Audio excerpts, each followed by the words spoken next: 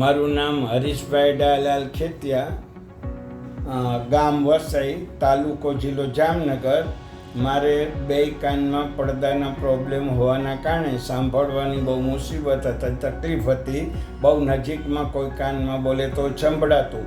પછી ગામડેથી જામનગર ડૉક્ટરના સંપર્ક કરતાં 2-3 ડૉક્ટરે આ વાત્સલ્યનું નામ આપ્યું કે તમે વાત્સલ્યનો સંપર્ક કરો તો તમારો આ પ્રોબ્લેમ ઘણો બધો હળવો થાય.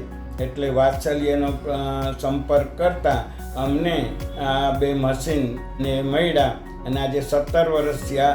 એ મશીનનું રિઝલ્ટ ખૂબ સારું, બહુ સારું.